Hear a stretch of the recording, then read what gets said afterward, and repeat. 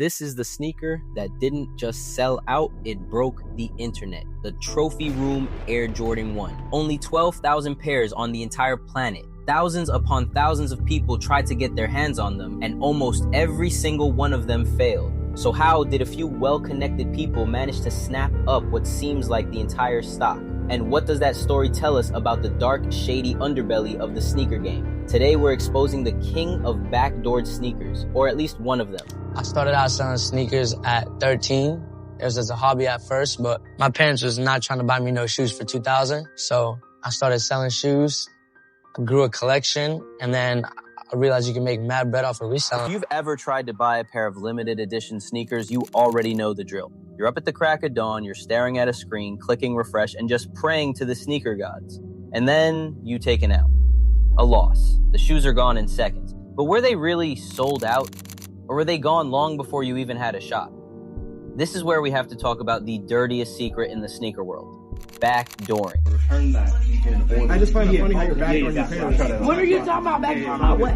You're backdooring the pairs, it's not fair. Backdooring what pairs? You told me you sold out in the morning. We sold out last night. It looks like you're selling one right now. No, I'm selling this to you, sir? Was I selling this to you? Could you please shame him?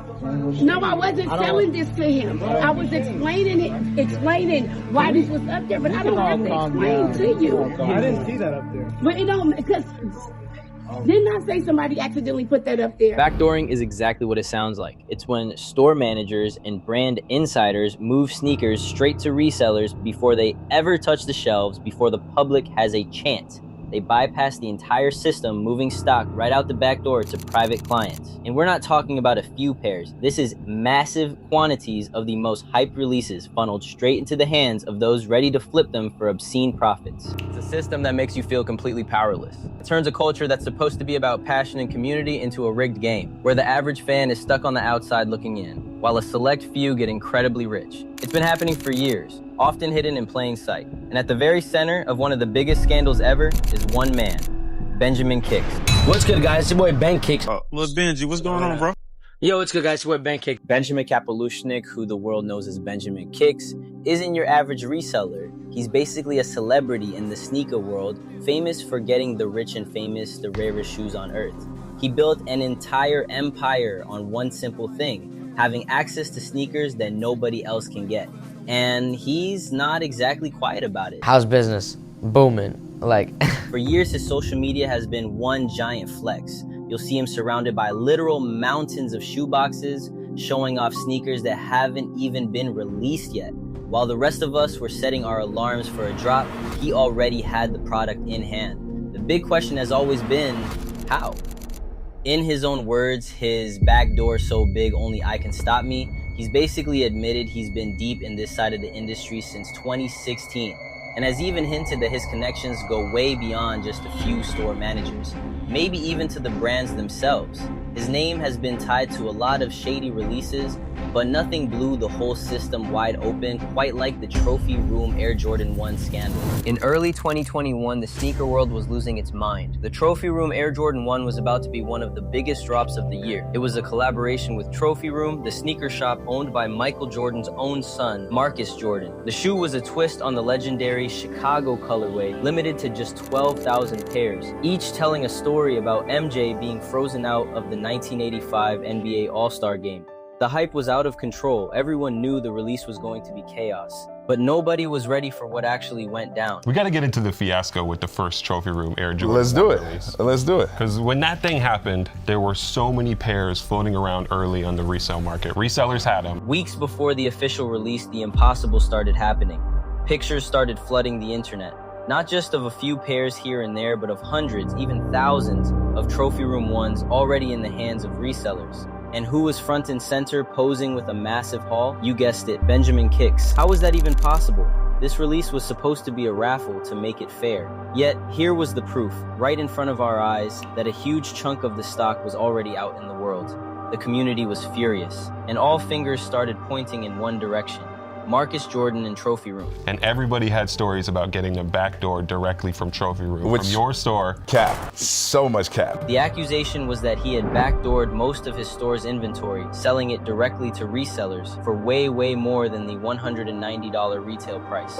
When the official release day finally came, it was a total disaster. The Trophy Room website crashed, the Nike sneakers app dropped an impossibly small number of pairs, and they were gone instantly. For most people, it just confirmed what they already knew. The game was rigged.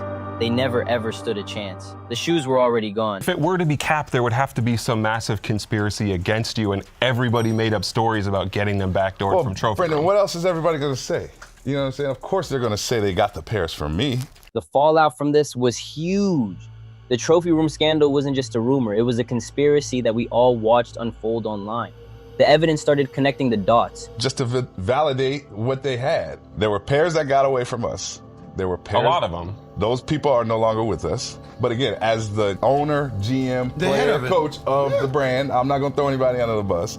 In a logistic fiasco. So you think? And then there was also replicas out there. Again, everybody points the finger at me as if I was orchestrating this huge scheme. You didn't backdoor him.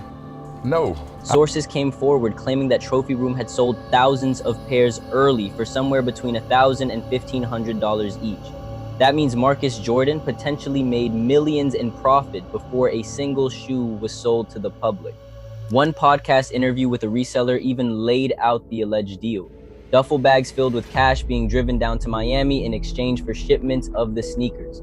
The allegations got even more specific when social media posts surfaced showing what appeared to be thousands of the sneakers being moved through a hotel in Orlando before the release. Rumors suggested this hotel was the meeting point for Jordan and prominent resellers.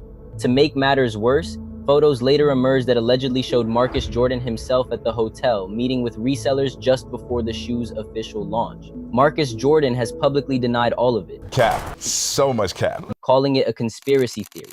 But the damage was done. The extra blue laces that were supposed to come with the shoes became a symbol of the whole mess. Resellers were showing off stacks of pairs long before Marcus Jordan even posted that the special laces had arrived. This suggested that a ton of pairs were sold so early they didn't even have all the accessories yet. But now, regardless if, and I'm not like saying it's okay or whatever, but regardless if Ben Kicks is getting backdoored Union 2s, it's tough to get. The odds of you hitting on a Travis Scott Air Jordan 1 is still so... This whole thing pulled back the curtain on the entire backdooring ecosystem. It's a network. It's all about who you know. Store owners, resellers, and maybe even brand insiders all working together in a shadow market that runs on cash and connections. Benjamin Kicks wasn't just some lucky guy. He was a very public face for a much larger machine. A machine that cares more about profit than fairness, leaving the real fans with nothing but another loss.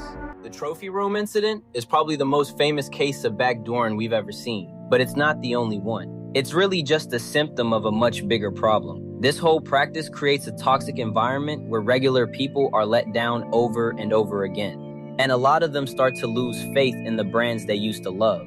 I mean, why would you bother staying up all night for a raffle if you know a huge part of the stock is already promised to someone else? This isn't just about shoes. It's about a total breakdown of trust and transparency. When the son of Michael Jordan himself is at the heart of a scandal involving his dad's most famous shoe, it feels like a betrayal of the whole culture. It damages the reputation of not just the store, but the parent brand Nike, who a lot of people feel should be doing way more to keep the playing field level. And Nike has had its own internal problems before. Remember when a high-level VP had to resign because her son was running a giant resale business using her corporate credit card? These things show that the problem might be embedded deep inside the system, from the top of the corporate ladder all the way down to your local sneaker shop. And while brands can release statements saying they're committed to a fair release, the backdooring continues. As long as the demand is this high and the profits are this big, the temptation is always going to be there. So where does that leave us? The story of Benjamin Kicks and the Trophy Room ones is way more than just a sneaker scandal. It's a perfect case study in how hype, connections, and greed have built a black market that runs right alongside the real one. It exposes a system where fairness is just an illusion and the only thing that matters is access. That dream of actually getting a super hype sneaker for its retail price is what keeps the culture exciting. But with every backdoor deal that goes down, that dream gets a little further away for the average person.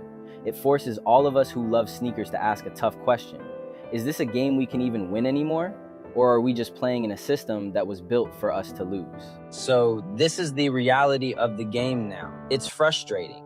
And it's easy to feel like there's nothing we can do. But what do you think? Is there any way for brands like Nike to actually put a stop to this? Or is the resale market just too big and powerful to fight?